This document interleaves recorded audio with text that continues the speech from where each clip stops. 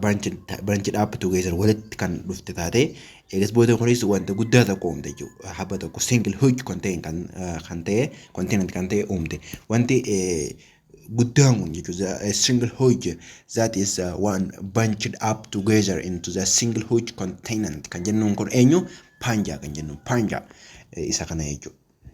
Kana ta'uu akka beektan jechuudha.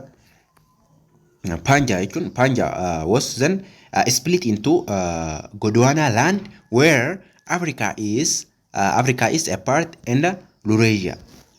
Amma gaa lafti tun walitti kontinentiin qabiyyeen lafaa jechuudha. Where is once bunched up eegoo walitti taate jechuudha. Together into a single huge continent kan taate. A single huge continent kan taate kana single huge continentiin kun eenyu guddaan kan ta'e jechuudha. Panja jechuudha. Panjummaan kun deemee addaan babee jira. Panja was then split into tutti adda bahee jechuudha. Eenyuu fi Gondwana landii fi kan kutaa yookaan paartii Afrikaadhaa kan ta'ee fi akkasumatti Eurasia kan jirtu jechuudha. Addaan kan baatedha jechuudha. Later ture booda jechuudha into a smaller fragment ega xiqqisho ture booda jechuudha. Coollatti addaan caccabee over the last million years hanga waggaa darbii kan miliyoonota jechuudha. Waggoottan darbe miliyoonota then gradually dhawaataan drifted apart to form the present arrangement of continent. Kunis turmaataan dhawaataan jechuudha kan yeroo arraan tanarra jirru jechuudha. Kontinentii arraan tanaa kana uumuudhaaf kan turte ta'a jechuudha. Kunis maali turmaataan jechuudha. Kan gradually jechuudha suutaan jechuudha. Suutaan drifted apart taate jechuudha. Drifted taate maal uumuudhaaf turte jechuudha. The present arrangement of continent kana uumuudhaaf kan yeroowwan miliyoonota jechuudha ittiin fudhate jechuudha. Dhawaata ittiin jechuudha sootaatiin. No drifted gaafa jennu gaa addaan bobbooyinsa isaanii kana addaan bobbooyinsa isaanii kana jechuudha. Eurasia kan jennuun kana Gondwana landiin haa ammoo gadi kan ta'a jechuudha.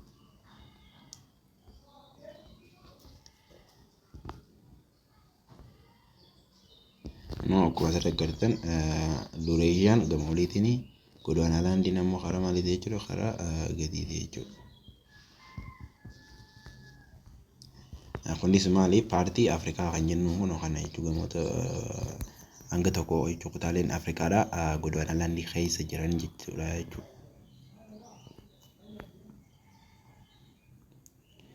Okay, continental drift theory kan jennu no proposed by Australian climatologist Alfred Wegener kan jedhamuun jechuudha is about the assembling of continent together and formed a supercontinent. His principal observation includes kind of case qabata jechuudha. Keenyuti Australian climatologist Alfred Wegener kan jedhamu kun jechuudha. Maal fa'aa keessa qabata jechuudha. Principaliin isaadha jechuudha. Fit of the continent, much of the mountain belt rock types, distribution of fossil and paleoclimate kan jennu kan keessa qabata jechuudha. Kudhama maali principally observation inni agaree jechuudha. Eenyu warra Australiyaanii kan namni ta'esan jechuudha climatologistiin waa'ee climate qo'atu jechuudha. Climatologist garuu waa'ee climate qo'atu jechuudha. Alfred Wegener kan jedhamu jechuudha. Principally kana fakkaatu fit of the continent kun fit gaafannu walitti dhufeenya garuu fit to continent kan walitti dhufeenya isaanii jechuudha.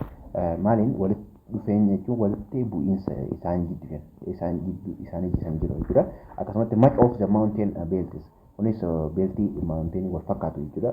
Gaarreewwan wal fakkaatu rock types fakkeenyaaf dhagaa gosoota dhagaadha.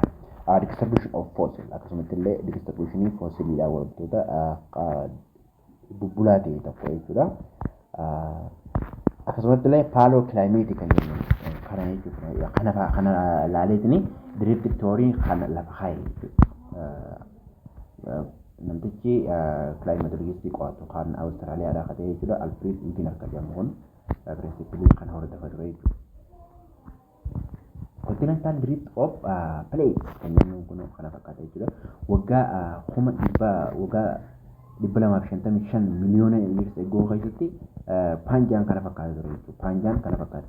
Egaa immoo waggaa 150 miliyoona years ago eeggatee booda godaanaan fi lureeyyeetti itti qoodamee jechuudha.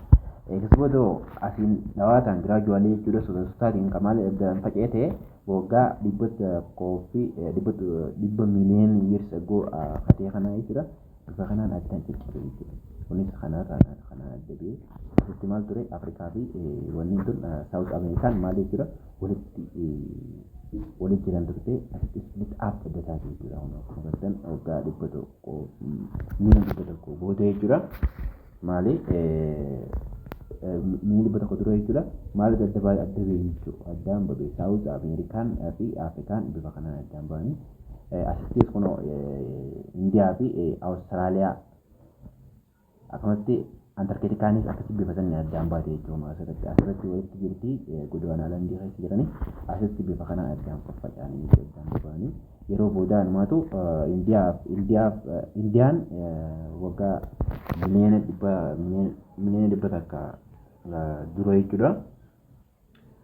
Indiyaan Antarktikaa fi Awustiraaliyaa wajjin walitti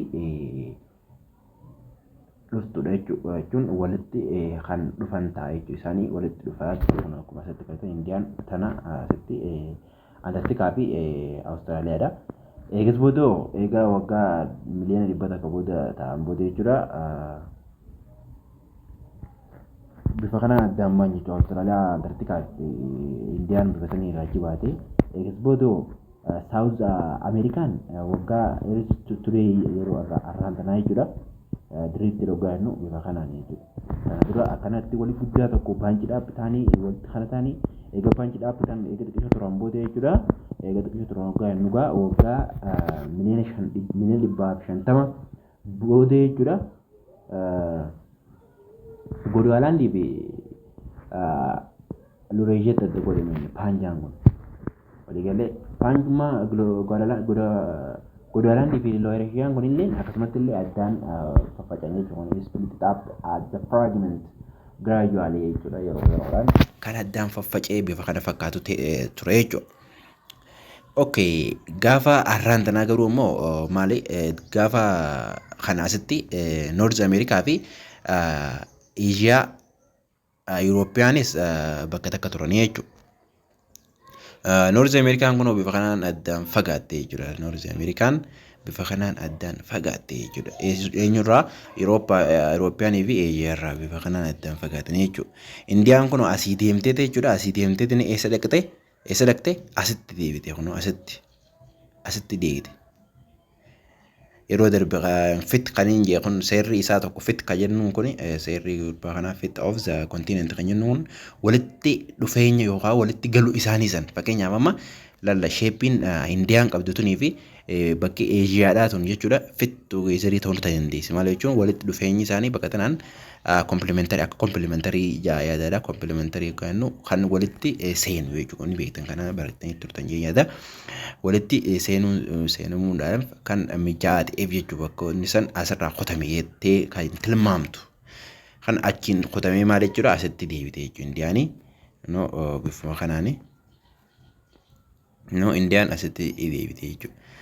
Booda Antarktikaa fi Awustiraaliyaanis bifa kanaan addaan far apart ta'an jechuudha addaan boba'an yeroo ammaan tana addunyaan kana fakkaatti jechuudha. Addunyaan ta'an yeroo ammaan tana kana fakkaatti. Kun kana waa'ee diriiftiidha isin galee jedhee yaada. Geological process in eenyuuf jechuudha. Geological processiin bakka lama jira jechuudha. Eenyu endogenic fi exogenic process kan jennu jechuudha. Geological processing lama jenne eenyuuf endogenic fi exogenic forces. Endogenic and exogenic force kan jennu jechuudha. Processoota kanaatu jira jechuudha. Processor endogenic force process and exogenic force process akkuma maqaa isaa endogenic fi exo fi indi jechuun ni beektan alaa fi keessa jechuudha karaa biraatiin asumarraa qabadda indi jechuun keessa exo jechuun alaa jechuun exit jechuudha karaa biraatiin. Okay, geology is study of how Earth's materials, structures, processes, and organisms have changed over time. Geology waa'ee maalii qo'atan waa'ee Earthidha. Materialota isaanii, structure isaanii akkasumas illee process organismoonni isaanii akkamitti jijjiirama agarsiisan turtiiwwan yeroo irratti jechuudha. Kan jiru kan qo'atu ta'a eenyu geologiin kan jennu kun jechuudha. Okay, these processes are divided into two major groups. Major gurguddaa ta'e jechuudha bakka lama qoodama. Eenyu processing kan jennu kun. Processing kun akkuma jalqabaarraa internal and external. Yookaan exo and endogenic and exogenic kan jennuun this is clear. Exo means external jechuudha. Exit kan jettaniin karaa biraatiin exit jechuun ba'uudhaan wanta internal indi kan internal jechuudha. Kana bifa kanaan jechuudha two major processes lama jirenne processes lama gurguddaa endogenic fi exogenic internal and external kan jennuun qabaddaa sirriitti barattoota. Okay, tokkon ilaalluuqa. Geological process kan jennuun kun may start with internal process or endogenic kan jennu kanarraa eegallu.